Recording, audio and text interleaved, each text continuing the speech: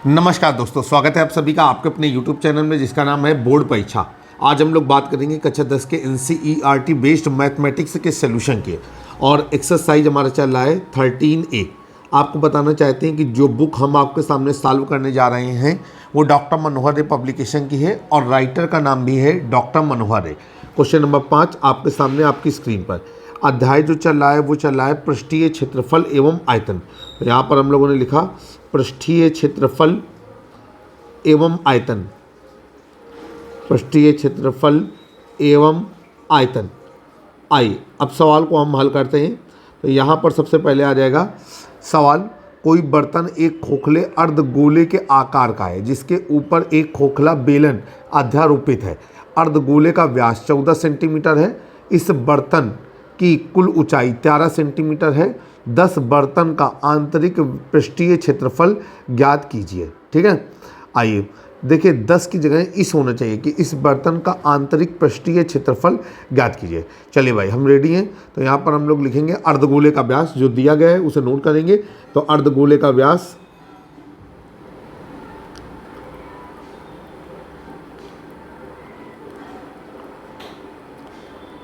और अर्धगोले का जो व्यास है वो है 14 सेंटीमीटर, उसे नोट किया।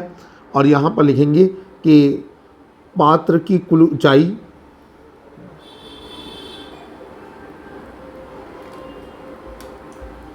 और पात्र की जो कुल ऊंचाई है वो हमको दी गई है 13 सेंटीमीटर, और हमें बताना है पात्र का पृष्ठीय क्षेत्रफल। तो यहाँ पर लिखेंगे पात्र का पृष्ठीय क्षेत्रफल बराबर क्वेश्चन मार्क। चलिए भाई सवाल को हल करते हैं। सबसे पहले कह रहे हैं कि नीचे एक अर्धगोला है और उसके ऊपर बेलन अध्यारोपित किया गया है। तो आ जाइए भाई, एक अर्धगोला हम बनाएंगे। तो हमने इस तरीके का बनाया एक आकृति, और यहाँ पर हमने कुछ इस तरीके का अर्धगोला बना दिया और उसके ऊपर हमने बेलन को अध्यारोपित कर दिया कुछ इस तरीके से। कला हमारी थोड़ी सी कमज़ोर है, उम्मीद है कि आप हमारे द्वारा बनाए गए चित्र को समझ पा रहे होंगे। हाथ हमारे उतने सस्ते नहीं हैं। आप कल्पना करिएगा कि चित्र आपके दिमाग में वास्तविक आलेख बन जाएगा। ठीक है, तो ये इस तरीके का कुछ है, और इस पात्र की जो कुल ऊंचाई है वो दी गई है 13 सेंटीमीटर। दैट मीन्स कि वो ये दिया गया है 13 सेंटीमीटर। ठीक है, फिर आगे चलते हैं। अब जो है इसकी जो व्यास है वो 14 सेंटीमीटर दिया गया है। तो इसका मतलब ये कि ये जो हमें दी गई है ये दी गई है 14 सेंटीमीटर। तो हमने यहाँ पर ऐसे लिख दिया 14 सेंटीमीटर। ठीक है, अब हम लोग क्या करेंगे, ये हमारा केंद्र है। अब यहाँ पर सबसे पहले हमको पता है कि इस पात्र का पृष्ठीय क्षेत्रफल हो जाएगा अर्धगोले का पृष्ठीय क्षेत्रफल प्लस बेलनाकार भाग का पृष्ठीय क्षेत्रफल। ठीक है, तो हमें बेलनाकार भाग की ऊंचाई चाहिए। तो सबसे पहले हम लोग निकालेंगे अर्धगोले की त्रिज्या। तो यहाँ पर लिखेंगे चूंकि अर्धगोले की त्रिज्या या अर्धगोलाकार भाग भी लिख सकते हैं। तो अर्धगोले की त्रिज्या, और ये हो जाएगा आपका व्यास बटा 2। जब हमने व्यास बटा 2 किया तो ये हो जाएगा 14 बटा 2।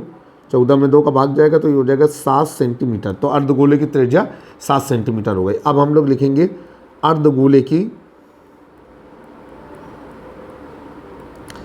अर्धगोले का पृष्ठीय क्षेत्रफल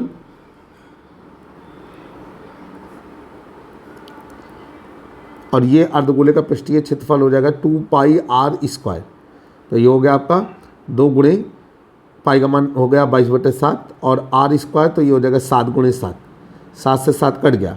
अब ये हो जाएगा आपका 7 दूनी 14, 14 गुणे 22, 14 दूनी 28 के 8 हासिल लगा 2, 14 दूनी 28 और 2 30। तो ये हो गया आपका 308 और इकाई लग गई वर्ग सेंटीमीटर। ये अर्धगोले का पृष्ठीय क्षेत्रफल है।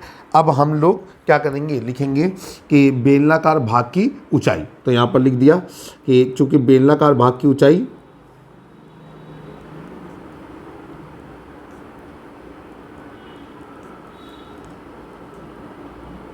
बराबर पात्र की कुल ऊंचाई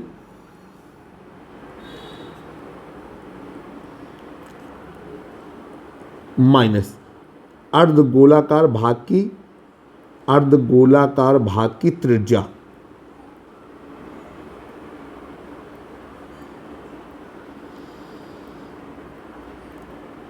चलिए भाई आगे चलते हैं। अब ये अर्धगोलाकार भाग की त्रिज्या कहाँ पर रहेगी, ये रहेगी। ठीक है, अगर हम कुल ऊंचाई में इसे घटा देंगे तो हमें बेलनाकार भाग की ऊंचाई मिल जाएगी। तो पात्र की कुल ऊंचाई है 13 में हमने घटा दिया कितना, अर्धगोलाकार भाग की त्रिज्या 7, तो ये हो जाएगा आपका कितना, ये हो गया हमारा 6 और इकाई क्या लगा दिया, सेंटीमीटर। अब यहाँ पर हम लोग लिखेंगे कि चूंकि बेलनाकार भाग का पृष्ठीय क्षेत्रफल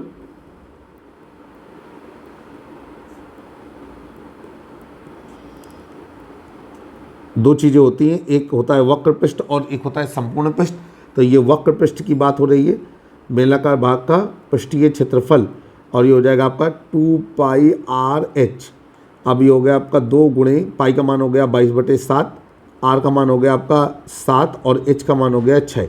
7 से 7 कट गया, 6 दूनी 12, 12 गुणे 22, अब 12 दूनी 24 के 4, 80 लगा 2, 12 दूनी 24, 2 26, तो ये हो गया 264 और इकाई क्या लग गई, वर्ग सेंटीमीटर। अब यहाँ पर हम लोग लिखेंगे चूँकि पात्र का पृष्ठीय क्षेत्रफल, पात्र का पृष्ठीय क्षेत्रफल बराबर, और ये हो जाएगा आपका पात्र का पृष्ठीय क्षेत्रफल, ये हो जाएगा बेलनाकार भाग का पृष्ठीय क्षेत्रफल, भाग का पृष्ठीय क्षेत्रफल प्लस अर्धगोलाकार भाग का पृष्ठीय क्षेत्रफल, अर्धगोलाकार भाग का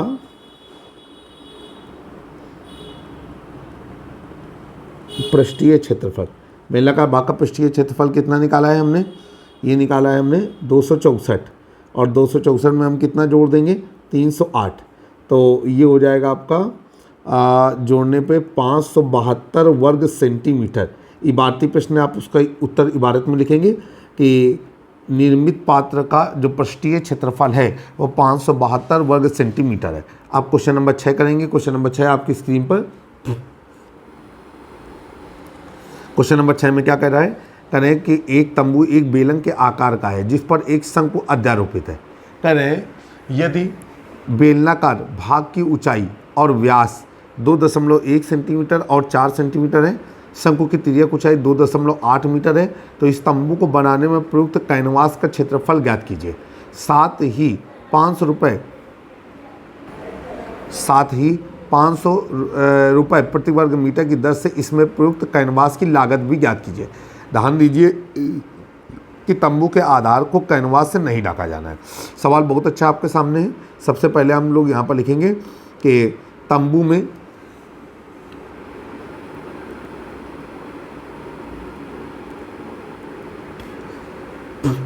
बेलनाकार भाग की ऊंचाई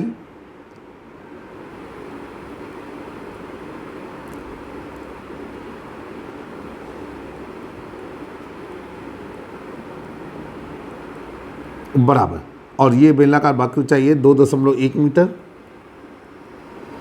इसके बाद बेलनाकार भाग का व्यास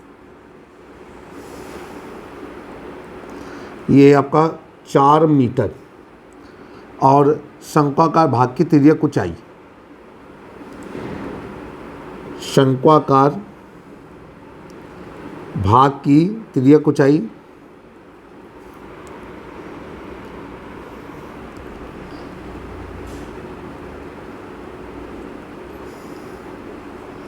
और इसे बोलते हैं एल।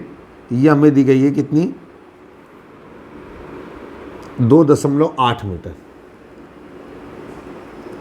अब हमें निकालना है कि तंबू में लगे कैनवास का क्षेत्रफल, तंबू में लगे कैनवास का क्षेत्रफल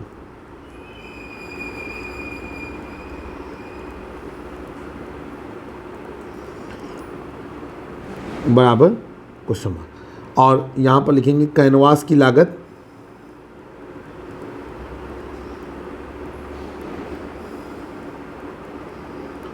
बराबर। अब कैनवास की जो लागत है वो 500 रुपये प्रति वर्ग मीटर, तो यहाँ पर लिखेंगे 500 रुपये प्रति वर्ग मीटर, और यहाँ पर लिखेंगे कैनवास का कुल मूल्य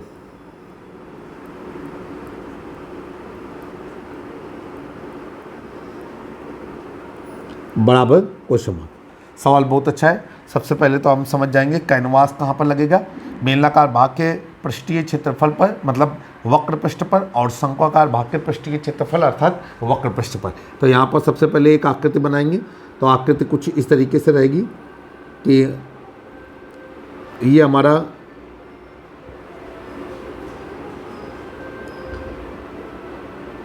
बेलनाकार भाग है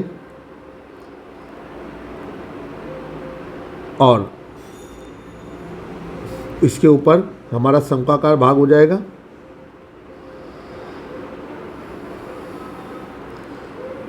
कुछ इस तरीके से शंक्वाकार भाग हो जाएगा इसके ऊपर, ठीक है। अब यहाँ पर हम लोग अपना काम शुरू कर सकते हैं। जो हमें डाटा दिया गया है हम उसको लिखना चाहें तो लिख लें। बेलनाकार भाग की ऊंचाई जो है वो 2.1 मीटर दी गई है, तो यहाँ पर हमने लिख दिया 2.1 मीटर, ठीक है। इसके बाद अब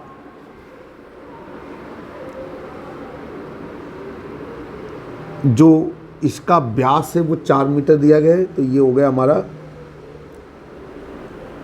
तीर का निशान लगा दिया ताकि स्पष्ट दिखे 4 मीटर, ठीक है। और जो तिर्यक ऊंचाई दी गई है वो दी गई है 2.8 मीटर, ये तिर्यक ऊंचाई होती है, ठीक है। अब चलिए भाई शुरू करते हैं सवाल। तो यहाँ पर लिखेंगे कि बेलनाकार भाग का पृष्ठीय क्षेत्रफल, तो ये हो जाएगा आपका कितना, 2πr/h। सारी चीज़ें हमारे पास हैं। सबसे पहले बेलनाकार भाग की त्रिज्या निकालेंगे। तो लिखेंगे चूंकि बेलनाकार भाग की त्रिज्या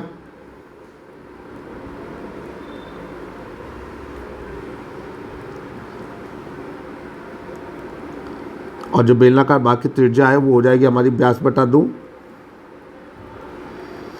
व्यास हमारा 4/2 बराबर 2 मीटर। अब यहाँ पर लिखेंगे बेलनाकार भाग का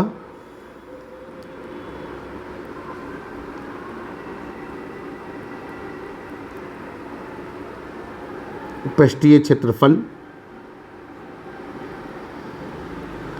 और ये हो जाएगा आपका 2πr/h। अब अगर हम गौर से देखें तो ये हो जाएगा आपका कितना, ये हो जाएगा 2 गुणे पाई का मान 22/7, आर का मान है हमारा 2 और एच का मान 2.1 है। अब ये हो जाएगा 7 × 21, तो ये हो जाएगा 0.3 गुणा करेंगे तो ये हो जाएगा आपका 2 दूनी 4, 22 चौको 88, 88 गुणे 0.3, 8 × 24 के 4, 80 लगा 2, 8 × 24, 24 2 26, तो ये हो गया 26.4 और इकाई क्या लग गई, वर्ग मीटर। ये हो गया बेलनाकार भाग का पृष्ठीय क्षेत्रफल। अब शंक्वाकार भाग का पृष्ठीय क्षेत्रफल निकालेंगे तो वो हो जाएगा आपका πr/l।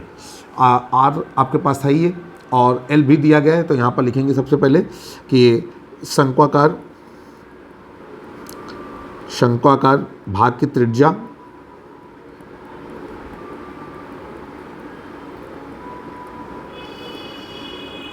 बराबर, अब देखिए शंक्वाकार भाग जो बेलनाकार भाग के ऊपर रखा हुआ है, ठीक, तो ये हो जाएगा बेलनाकार भाग की त्रिज्या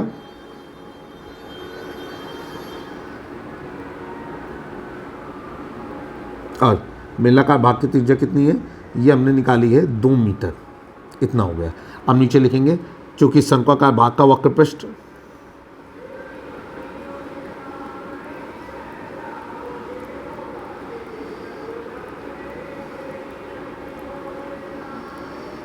और शंक्वाकार भाग का वक्र पृष्ठ हो जाएगा आपका πr/l। पाई का मान है आपका 22/7, आर का मान है हमारा 2 और एल का मान है हमारा कितना, 2.8। अभी हो जाएगा 7 चौको 28, 0.4।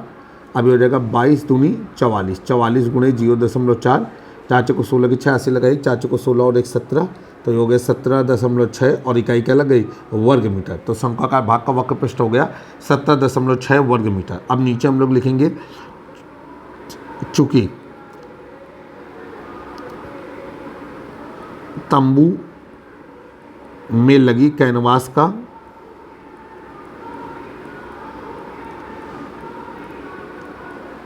क्षेत्रफल बराबर तंबू का वक्र पृष्ठ, तंबू का पृष्ठीय क्षेत्रफल बोल सकते हैं, थोड़ा लैंग्वेज अच्छी रखेंगे, तंबू का पृष्ठीय क्षेत्रफल, और ये हो जाएगा आपका शंक्वाकार भाग का पृष्ठीय क्षेत्रफल प्लस बेलनाकार भाग का पृष्ठीय क्षेत्रफल। शंक्वाकार भाग का पृष्ठीय क्षेत्रफल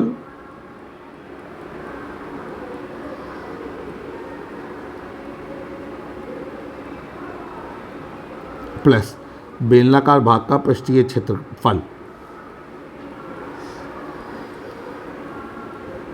चलो भाई, अभी हो जाएगा शंक्वाकार भाग का है 17.6 और बेलनाकार का है 26.4, तो 17.6 धन 26.4, तो 6 4 10 की 0 80 लगा 1, और 7 7 14 की 4 80 लगा 1, 2 1 3 और 1 4, तो ये हो जाएगा 44 वर्ग मीटर। ठीक है, अब एक आंसर तो हो गया कि तंबू में लगी कैनवास का जो क्षेत्रफल है वो 44 वर्ग मीटर है।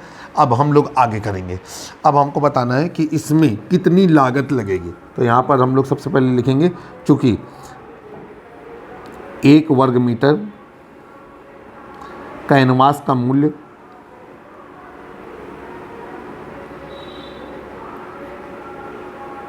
बराबर, अब 1 वर्ग मीटर कैनवास का मूल्य जो है वो है 500 रुपये, इसलिए कितने वर्ग मीटर कैनवास यूज हो रही है, 44 वर्ग मीटर कैनवास का मूल्य बराबर, अब 44 में हम लोग गुणा कर देंगे 500 का, और जब 44 में 500 को गुणा करेंगे तो ये हो जाएगा 5 को 20 के 0 80 लगा दो, 5 को 20 2 22, और कितने जीरो आ जाएंगे 2 जीरो, तो ये हो जाएगा आपका 22,000, और इकाई क्या लगा देंगे रुपए। तो आपका आंसर आ गया। इबारती प्रश्न आप चाहें तो उत्तर इबारत में लिख सकते हैं कि कैनवास में लगी जो वो तंबू में लगी जो कैनवास का क्षेत्रफल है, ये कैनवास का क्षेत्रफल वो 44 वर्ग मीटर है, और जो कैनवास का मूल्य बन रहा है वो मूल्य बन रहा है 22,000 रुपये। उम्मीद है कि ये जो 2 सवाल आपको समझाए गए ये आपको बेहतर पसंद आए होंगे। जल्द ही एक नए वीडियो में फिर से मुलाकात करेंगे। कक्षा 9 10 11 12 के मैथमेटिक्स के सोल्यूशन के लिए जुड़े रहें आप अपने यूट्यूब चैनल पर, जिसका नाम है बोर्ड परीक्षा। जय हिंद, जय भारत।